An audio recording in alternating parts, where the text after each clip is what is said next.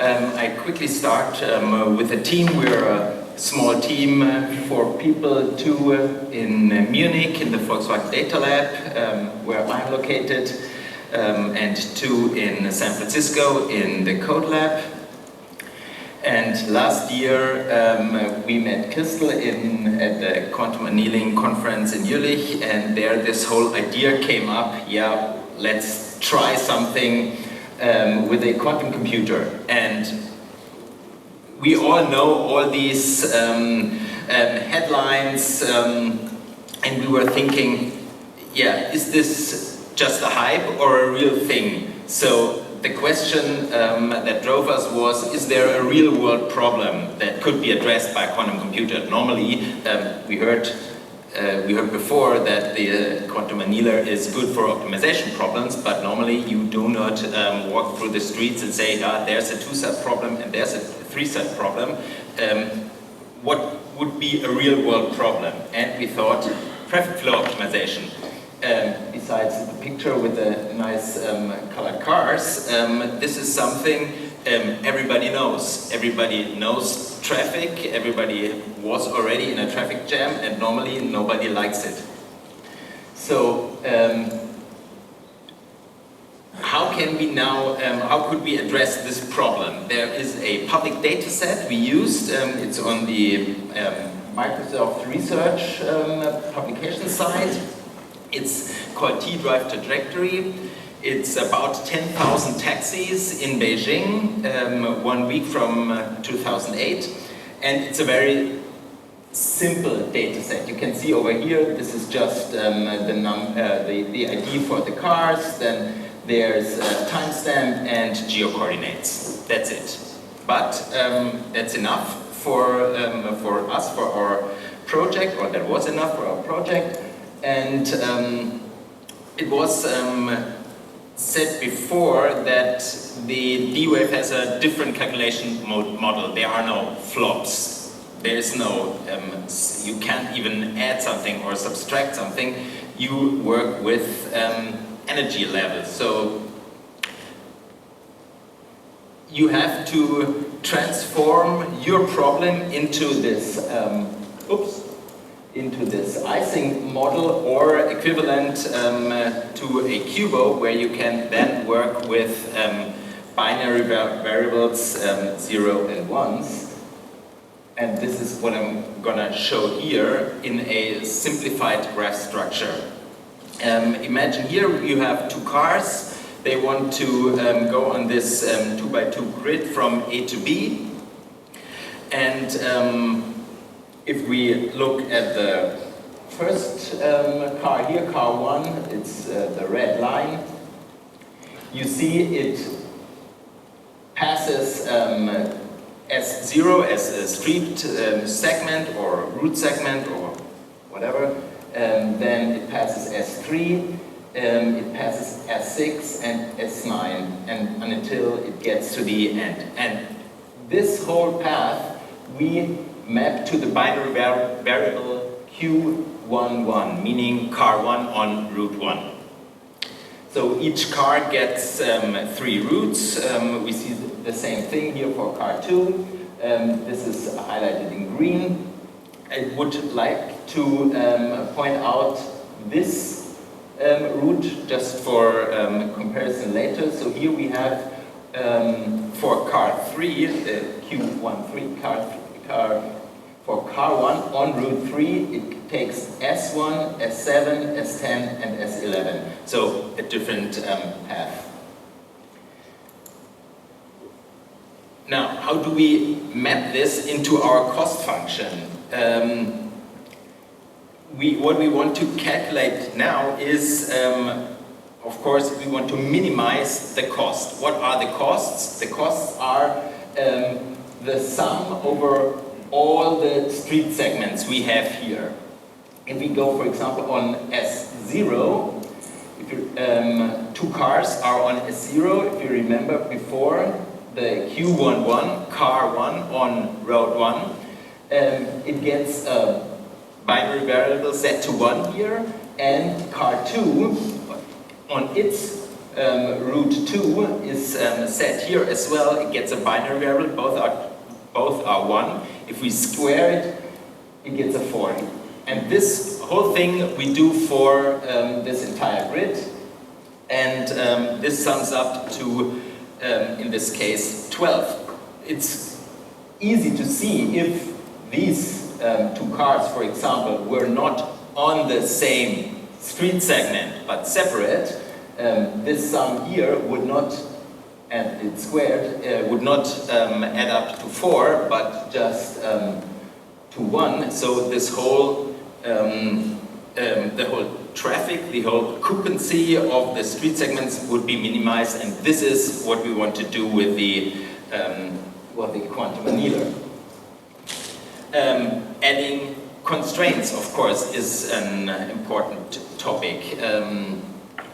It's easy. One binary variable can only be addressed to one car and can be set to 1. Otherwise, the car would be on multiple routes simultaneously, which is not possible. Another thing is we do not want to have the sum here, these all our streets with the cars set to 0, because that would mean no car is on a street at all. We do not have that as well.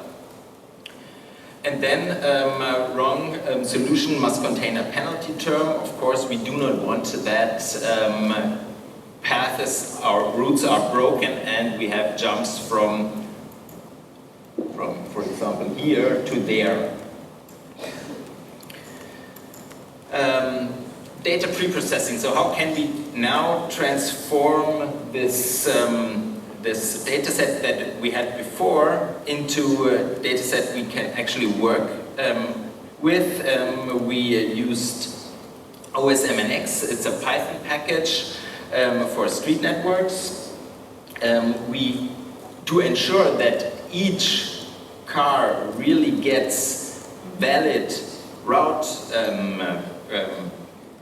proposals, we did requests for mappings for to the here maps API, and now we come to the actual city. So we see the whole city has, as I said before, 10,000 cars. But just looking at Beijing in total gets a little bit blurry, and you don't see it much. That's why we picked this route. This is a trip from the city center to the airport. In this area we had 418 cars. Each car gets 3 possible routes, so that's a problem space of 3 to the power of 418. We thought this is a nice thing for a quantum computer. Oops, here, okay. So DUF offers some APIs. We used SAPI is one, for example. This was just a code snippet, but it shows you that with simple Python code we can address this problem. This is the output we showed at on the CeBIT. CeBIT this year in 2017 in March. For that event we did this prototype. And you can see here, where is it? Here. The number of qubits needed is larger than the number of qubits available on the chip. Again, here DWave offers another package called QSage that distributes or decomposes the problem into smaller package, sends them to the D-Wave, does its calculations, and then puts it back together. So we have here a bunch of calls. So the longest time we had to wait here was the network connection, because we did our presentation in Hanover and the D-Wave was in Burnaby, in Canada. But at the end this was pretty fast. So here's the result. If you see on the left side our unoptimized picture again, and on the right side the optimized, you can see that of course people or cars are now rerouted in a way that the time for every car now is faster than being here in this on this route, in the unoptimized version. That does not mean that the length of the trip is shorter. Obviously, this one needs to drive more kilometers than here on the direct way, but the all-over time consumption is optimized and everybody gets there faster.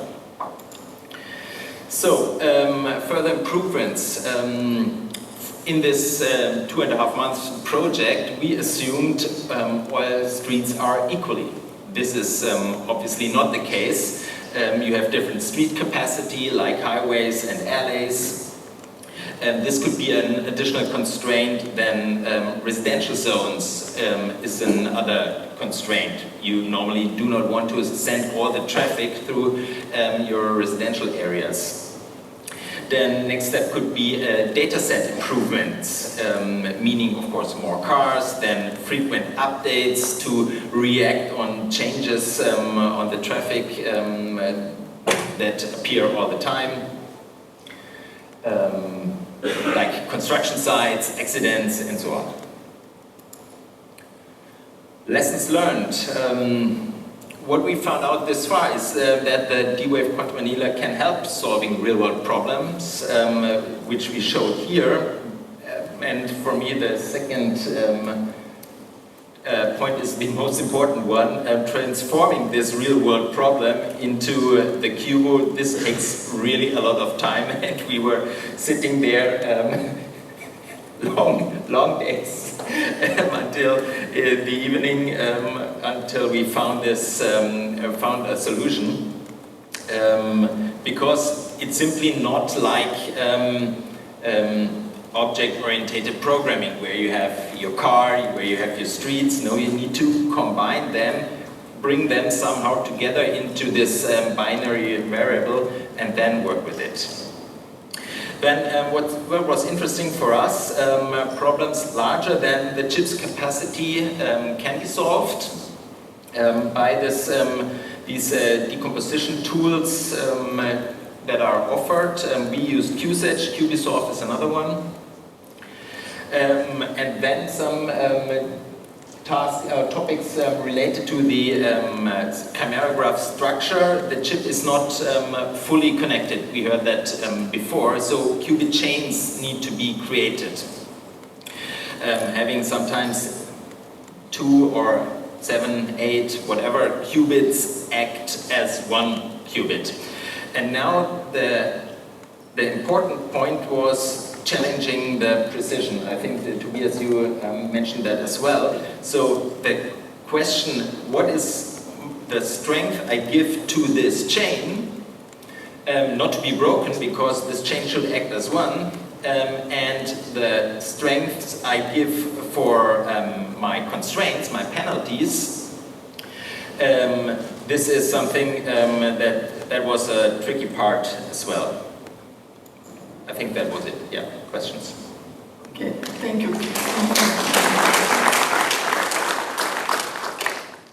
Are there questions for Christian about traffic optimization? Yes.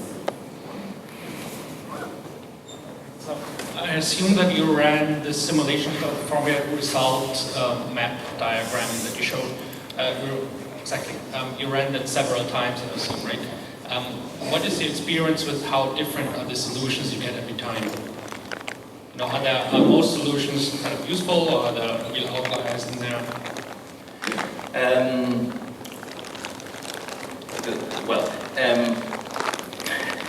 In this heat map, we did not see different, totally different solutions, because to look at the small differences between solutions we ran on different times, the heat map is simply too blurry.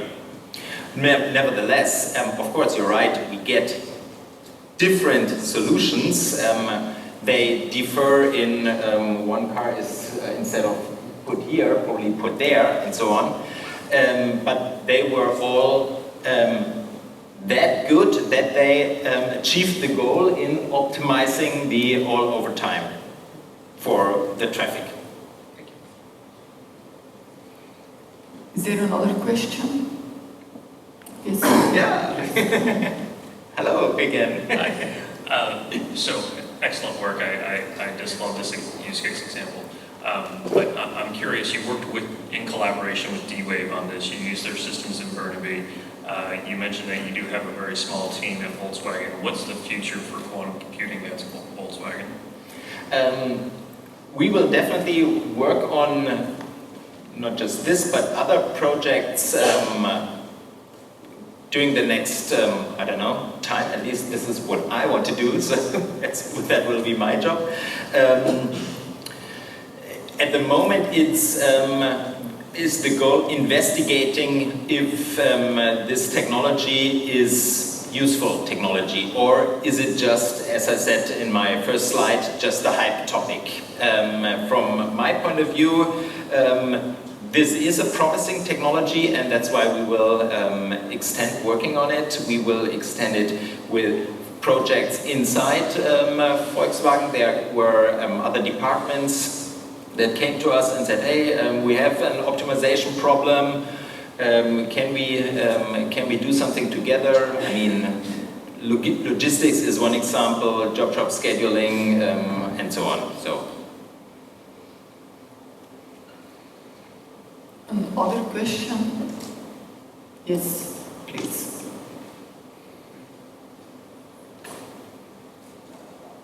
Please show us a map with the former map was simulated.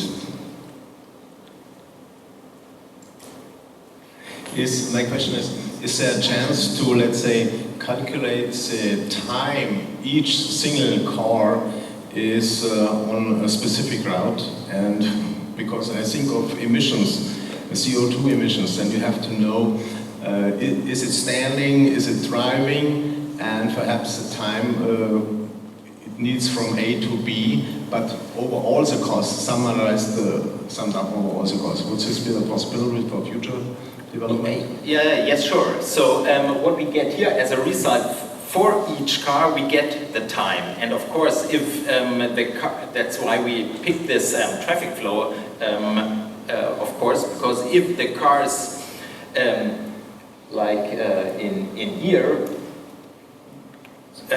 drive slowly or in stop and go manner, then of course the emission is high. Yeah. And if they can drive without this stop and go behavior, the emission is lower. So that was exactly one of the ideas why we picked this example as well. Yeah. Okay, thank you. Is there another question left in the audience? No, I don't think so. So, let me then thank all the speakers once more for their presentations.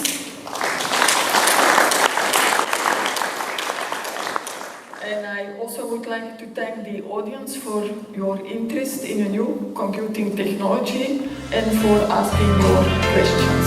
Thank you very much.